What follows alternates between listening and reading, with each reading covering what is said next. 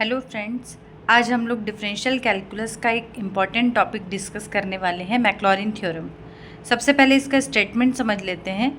If f of x can be expanded in ascending power of x, then f of x is equal to f of zero plus x f dash zero plus x square by 2 factorial f double dash zero and so on.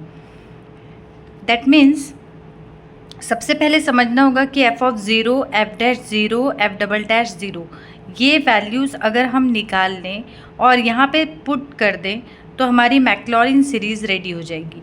ये एक infinite series होती है। अब बात आती है कि f of zero, f dash zero, double dash zero ये निकाले कैसे। तो हमारे पास हमेशा एक कोई फंक्शन गिवन होगा, उस फंक्शन को हम लोगों को सक्सेसिवली डिफ्रेंशिएट करते जाना है और हर बार डिफ्रेंशिएशन के बाद हमें x के वैल्यू 0 पुट अप करना है। उससे हमें f0, f dash zero, double dash zero ये सब मिल जाएगा। इसे हम एक एग्जांपल से और अच्छे से समझ सकते हैं। यहाँ पर मैंने एक फंक्शन लिया है tan x, इसका मैक्लॉरिन थ्योरम से एक्सपेंशन करना है। तो देख लेते हैं कि इसे कैसे एक्सपेंड करना है। सबसे पहले f of x is equal to tan x, ये हमारा फंक्शन है। हमको सबसे पहले यहाँ ऊपर हमने देखा है कि ये मैक्लॉरिन सीरीज़ थी। ये हमको इस मैक्लॉरिन सीरीज़ में ये वैल्यूज़ अगर हमें मिल जाए तो यहाँ पर पुट करने से हमें इजीली मैक्लॉरिन सीरीज़ मिल जाएगी। अब बात आती है कि ये वैल्यू कैसे निकाला जाए। तो उसके लिए जैसे मेरे पास यहाँ पर एक फंक्शन था tan x, तो tan x में अगर मैं x की वैल्यू यहाँ पे 0 पुट करूँ तो tan 0 हम सबको पता है कि 0 होता है। ये वैल्यू मिल गई मुझे 0। नेक्स्ट इसे मुझे डिफ्रेंशिएट करते जाना है। मैंने बोला ना सक्सेसिवली डिफ्रेंशिएट करना है। कब तक डिफ्रेंशिएट करना है मैं आगे बताती हूँ। इसे एक बार डिफ्रेंशिएट करेंगे। हम सब जानते हैं कि tan x का डिफ्रेंशिएशन sec स्क्वायर x होता है। अब यहाँ पर अगर मुझे इसको और डिफ्रेंशिएट करना है आगे, तो sec स्क्वायर x जो है वो डिफ्रेंशिएशन में प्रॉब्लम क्रिएट करेगा। उस प्रॉब्लम से बचने के लिए मैंने इसे ब्रेक किया है 1 प्लस tan स्क्वायर x। हम सबको पता है कि sec स्क्वायर x जो होता है वो 1 प्लस tan स्क्वायर x होता है। तो मैंने इसे यहाँ पर चेंज कर लिया। अब यहाँ पर f डैश ज़ीरो निकाल लेती हूँ मैं। x के प्लेस पे आप 0 पुट करो। हम सबको पता है कि sec ज़ीरो 1 होती है वैल्यू।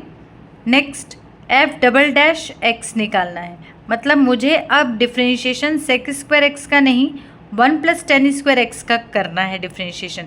मैंने जानबूझकर इसे ब्रेक किया था क्योंकि मुझे मालूम था कि इसका डिफ्रेंशिएशन इजीली हो जाता है। 1 का डिफ्रेंशिएशन कांस्टेंट है, that means 0। tan square x का डिफ्रेंशिएशन क्या हो जाएगा। हम सबको पता है कि जैसे x की पावर n है, इसको जब हम डिफ्रेंशिएट करते हैं तो ये मिलता है nx की पावर n माइनस 1। सेम यहाँ पर मैंने वही काम किया है। tan स्क्वायर x है तो सबसे पहले 2 इंटू tan x हो जाएगा, then tan x again differentiate होगा और मिलेगा हमको sec स्क्वायर x। यहाँ पर मुझे इसी लाइन से f डैश डबल ज़ीरो मिल जाएगा।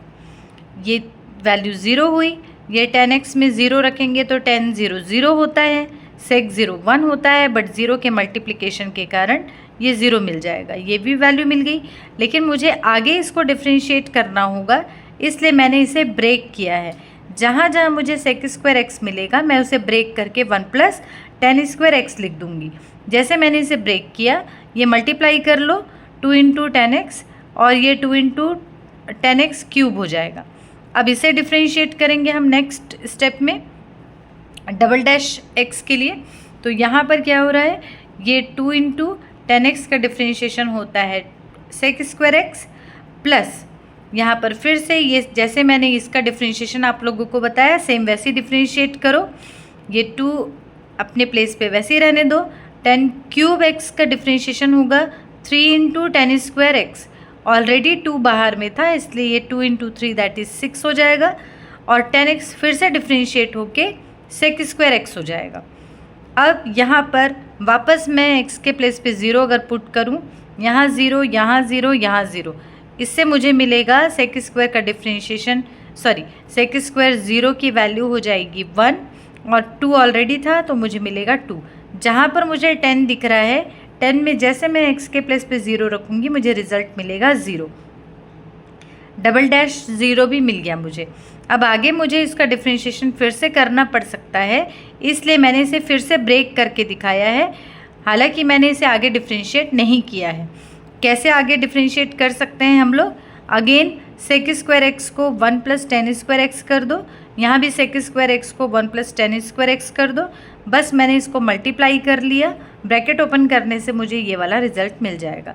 अब आप चाहो तो इसे डिफ्रेंशिएट कर सकते हो, अदरवाइज़ ज़रूरत नहीं है। ये डिफ्रेंशिएशन कब तक करना है ये देख लेते हैं। अगर हमें सीरीज़ में 2 नॉन नेगेटिव टर्म्स भी मिल जाए तो वहाँ से आप डिफ्रेंशिएशन बंद कर सकते हैं। जैसे यहाँ पर लिखा हुआ है बाय मैक्लॉरिन थ्योरम।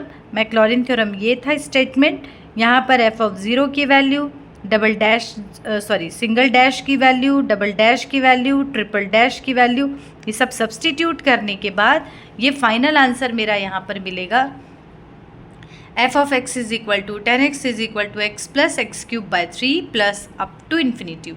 कई बार क्वेश्चन में आपको गिवन होगा कि up to 4th term, up to 5th term, up to 5th derivative आपको स्पेसिफाई किया होगा, तो उस केस में हमारे पास कोई ऑप्शन नहीं होगा, हमको वहाँ तक डिफ्रेंशिएट करना होगा।